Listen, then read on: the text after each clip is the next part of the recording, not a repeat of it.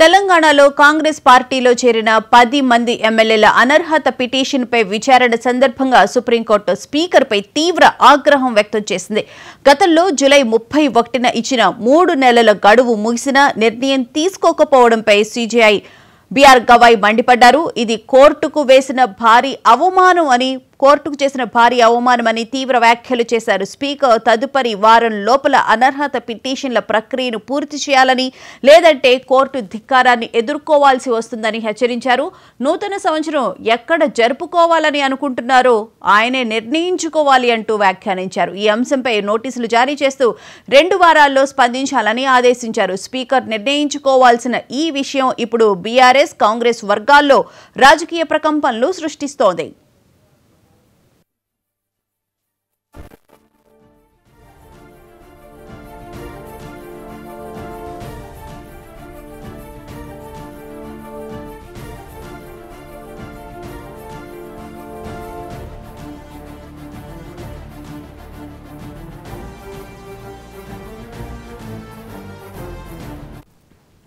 తెలంగాణలో కాంగ్రెస్ పార్టీలో చేరిన 10 మంది ఎమ్మెల్యేల అనర్హత పిటిషన్పై విచారణ సందర్భంగా సుప్రీంకోర్టు స్పీకర్పై తీవ్ర ఆగ్రహం వ్యక్తం చేసింది. గతంలో జూలై 31న ఇచ్చిన 3 నెలల గడువు ముగిసినా నిర్ణయం తీసుకోకపోవడంపై సీజేఐ బీఆర్ గవాయ్ మండిపడ్డారు. ఇది కోర్టుకు చేసిన భారీ అవమానమని తీవ్ర వ్యాఖ్యలు చేశారు. స్పీకర్ తదుపరి వారం లోపల అనర్హత పిటిషన్ల ప్రక్రియను పూర్తి చేయాలని, లేదంటే కోర్టు ధిక్కారాన్ని ఎదుర్కోవాల్సి వస్తుందని హెచ్చరించారు. నూతన సంవత్సరం ఎక్కడ జరుపుకోవాలని అనుకుంటున్నారో ఆయనే నిర్ణయించుకోవాలి అంటూ వ్యాఖ్యానించారు. ఈ అంశంపై నోటీసులు జారీ చేస్తూ 2 వారాల్లో స్పందించాలని ఆదేశించారు. స్పీకర్ నిర్ణయించుకోవాల్సిన ఈ విషయం ఇప్పుడు బీఆర్ఎస్, కాంగ్రెస్ వర్గాల్లో రాజకీయ ప్రకంపనలు సృష్టిస్తోంది.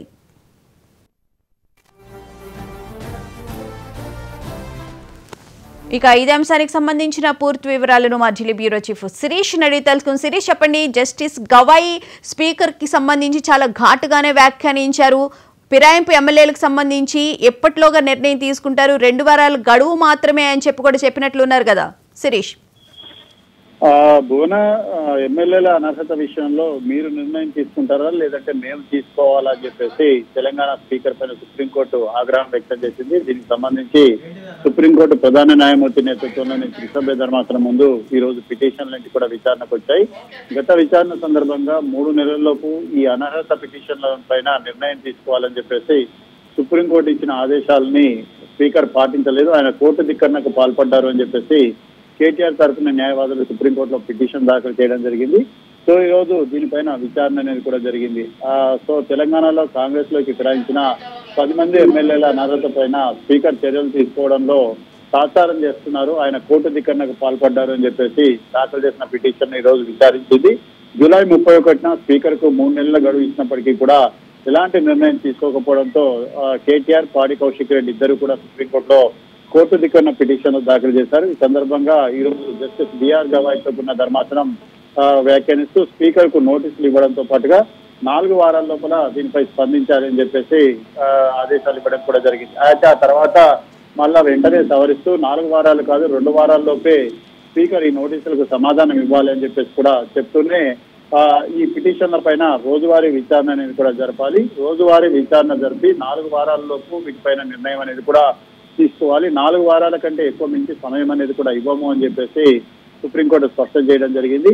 అయితే ఇటు తెలంగాణ ప్రభుత్వం తరఫున, అదేవిధంగా స్పీకర్ తరఫున హాజరైన ముకుల్ రోహ్తగి, అదేవిధంగా జస్టిస్ సీనియర్ న్యాయవాది అభిషేక్ మను సింఘ్వి, వీళ్ళు సింఘ్వి మాత్రం 8 వారాల సమయం అడిగితే ముకుల్ రోహ్తగి మాత్రం 4 వారాల సమయం అడగడం జరిగింది. చివరికి 4 వారాలకు ఫిక్స్ చేశారు. 4 వారాల్లోపు వీటిపైన నిర్ణయం అనేది కూడా తీసుకోవాలి. కోర్టు ధిక్కరణకు సంబంధించి స్పీకర్ కి ఇచ్చిన నోటీసుల పైన 2 వారాల్లో కూడా స్పందించాలి. సో మొత్తం మీద కూడా స్పీకర్ చర్య అనేది కోర్టు పట్ల భారీ అవమానంగా భావిస్తున్నాం, కోర్టు ఘోరమైన ధిక్కారంగా కూడా పరిగణిస్తున్నాం. తదుపరి వారంలోపే ప్రక్రియ మొత్తం పూర్తి చేయాలి, లేదంటే కోర్టు ధిక్కరణ అనేది కూడా తప్పదు అని చెప్పేసి కూడా సుప్రీంకోర్టు చెప్తూనే ఈ కేసులో స్పీకర్ కు రాజ్యాంగపరమైన రక్షణ వర్తించదు అని చెప్పేసి మేము ఇప్పటికే కూడా స్పష్టం చేశాం. అయితే అతను నూతన సంవత్సర వేడుకలను ఎక్కడ జరుపుకోవాలనుకుంటున్నాడో అతన్ని నిర్ణయించుకోవాలని చెప్పేసి కూడా జస్టిస్ బిఆర్ గవాయ్ కఠిన వ్యాఖ్యలు కూడా చేయడం కూడా జరిగింది. ఇక కౌశిక్ రెడ్డి, కేటీఆర్ తరపు న్యాయవాదులు సుప్రీంకోర్టులో వాదనలు వినిపిస్తూ 4 వారాల లోపల అంటే కొన్ని పిటిషన్ల లోపల విచారణ అనేది కూడా జరిగింది. తీర్పు రిజర్వ్ అయింది, కానీ ఇంకా తేదీలన్నింటి కూడా ఇవ్వలేదు, కౌంటర్లు కూడా దాఖలు చేయలేదు. అయితే రోజువారీ విచారణ జరపాలని చట్టం చెప్తోంది కాబట్టి దీన్ని పాటించాలి. అదేవిధంగా వరదల వల్ల 10 రోజులు మాత్రమే గ్యాప్ వచ్చింది. స్పీకర్ కు ఈ పిటిషన్ల పైన విచారించాలన్న ఉద్దేశం అనేది కూడా కనిపించడం లేదు. అయితే ఇప్పటికే 2 దశలన్నింటి కూడా పూర్తయ్యాయి, ఇంకా 8 వారాల సమయం ఎందుకు అని చెప్పేసి కూడా ప్రశ్నించడం కూడా జరిగింది. అయితే ఆలస్యం చేస్తే పిటిషన్లు వేసి ప్రయోజనం అనేది కూడా ఉండదు. ఎన్నికలన్నింటి కూడా దగ్గరలోనే ఉండే అవకాశం కూడా ఉంది. అదేవిధంగా అభిషేక్ స్పీకర్ తరఫున న్యాయవాదులు అభిషేక్ సింగ్, ముకుల్ రోడ్కి చెప్తూ 4 వారాల లోపల విచారణ కూడా పూర్తి చేస్తామని చెప్పేసి కూడా కోర్టుకు హామీ ఇవ్వడం జరిగింది. సో తదుపరి సుప్రీంకోర్టు ఇచ్చిన ఆదేశాలు ఏంటంటే కోర్టు ధిక్కరణకు సంబంధించి స్పీకర్ కు నోటీసులు ఇష్యూ చేశారు. వీటికి 2 వారాల లోపల సమాధానం అనేది కూడా చెప్పాలి. అన్ని పిటిషన్లలోనూ కూడా నోటీసులు కూడా జారీ చేస్తున్నాం.